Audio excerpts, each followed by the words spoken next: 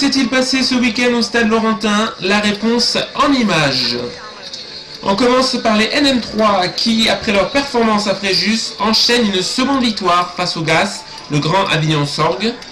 L'équipe réserve de la NM1, quelque peu amoindrie par des absences, a été rapidement menée au score par nos Laurentins. À droite, les hommes de Christian Delgado ont été réguliers, inscrivant 21 points à chacun des 3 premiers quarts-temps.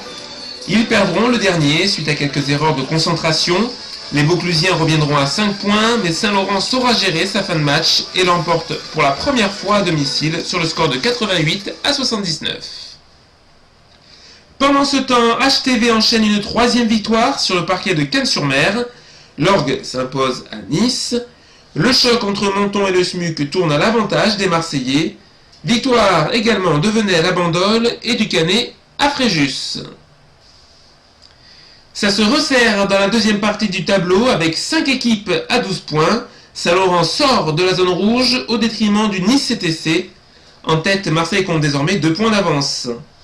Rendez-vous dans 15 jours avec le déplacement des Laurentins au Canet. Venelle affronte Menton, tandis que Marseille recevra Nice.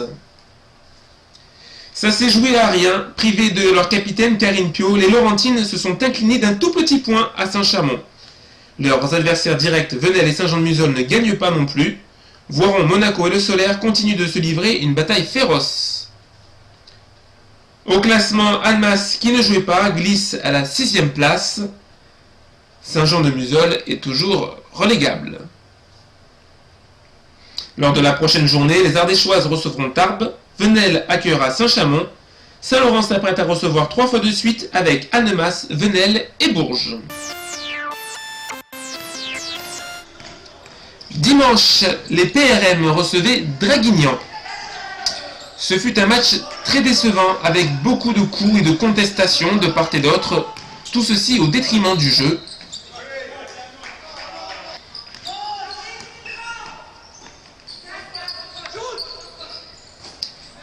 Cette rencontre hachée a été remportée par les visiteurs, 88-61.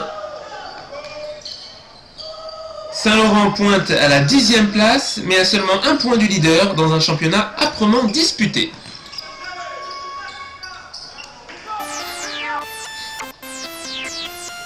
En PESM, l'équipe de Patrick Pellicano affrontait la Lanterne Rouge du Monaco BA.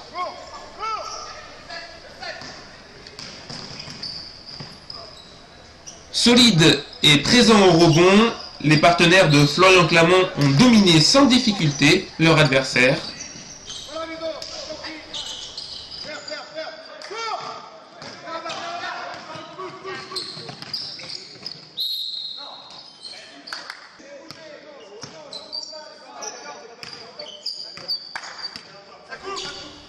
C'est une victoire au final 78-41.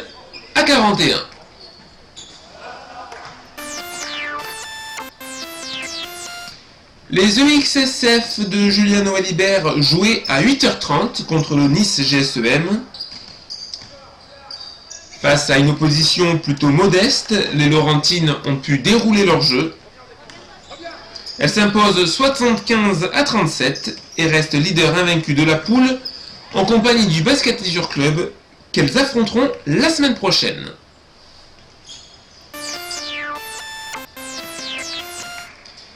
Les juniors garçons enchaînent une 3e bonne performance après le Canet et Antibes.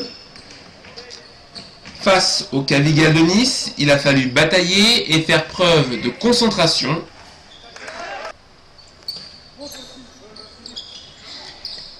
L'issue du match a longtemps été incertaine, mais les coéquipiers de Enzo Alari ont bien réagi en toute fin de match. Grâce à un jeu collectif qui se rôde de plus en plus, les Laurentins l'emportent finalement 55-48.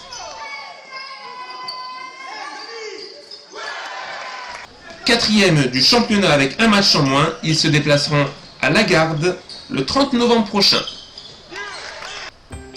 Les ERF restent invaincus avec une victoire à Draguignan vendredi soir, 61-49. Les seniors 4 filles perdent pour la première fois au CTDB, 42-35. Quant au HSM, ils jouent ce lundi soir à Villeneuve.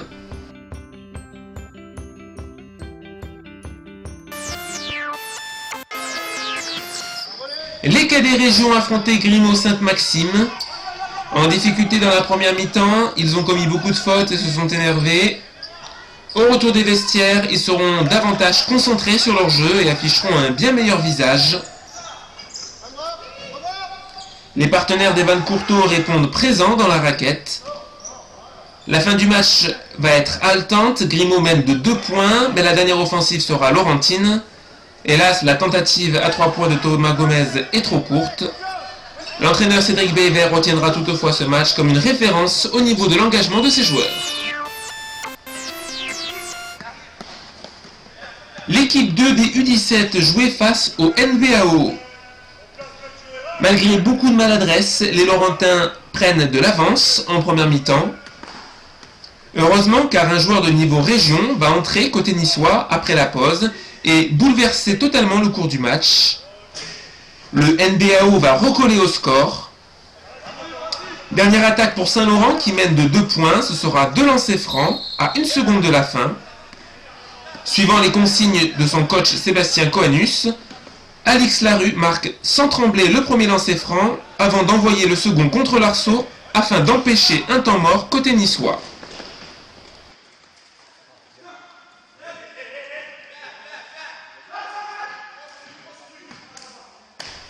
C'est donc une victoire à l'expérience des Laurentins, 43-40.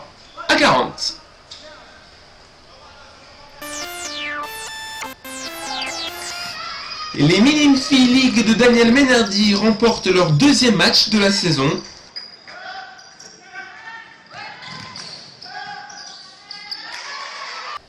En faisant l'effort de construire un jeu collectif, mais aussi grâce aux contre-attaques bien menées, les partenaires de Mélissa Marquez reviennent à bout du Cavigal, 67-55.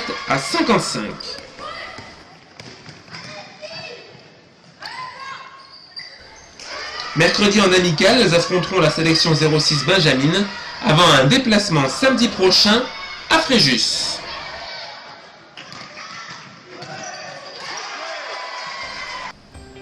Très large succès des cadettes à Nice 116-7.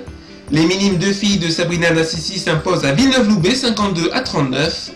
En revanche, les minimes 1 garçons perdent à Sifour 57-31.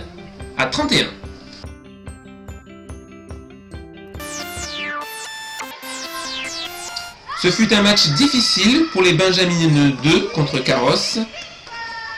Malmenées à la mi-temps, elles se réveilleront lors de la 3e période. Malgré le déroulement du match, elles ne cesseront de s'encourager mutuellement. Maintenant, c'est à l'entraînement qu'elles vont devoir progresser, notamment dans la vision du jeu.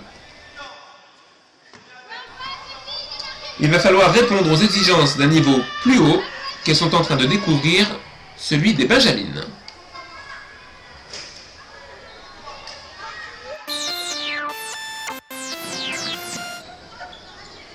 Et pour terminer, quelques images des Poussins 2 qui recevaient Antibes samedi en salle A. Toujours très volontaires, les petits Laurentins avaient pris un peu d'avance à la fin du 3e quart-temps. Hélas, ce seront les Antibois qui termineront mieux le match. Défaite d'un tout petit point, 18-17. Les autres résultats en U13, compliqués pour nos équipes Ligue, autant chez les filles, battues à Carqueiranne, 55-17 que pour les garçons, dominés à domicile par la SPTT Toulon, 71-34.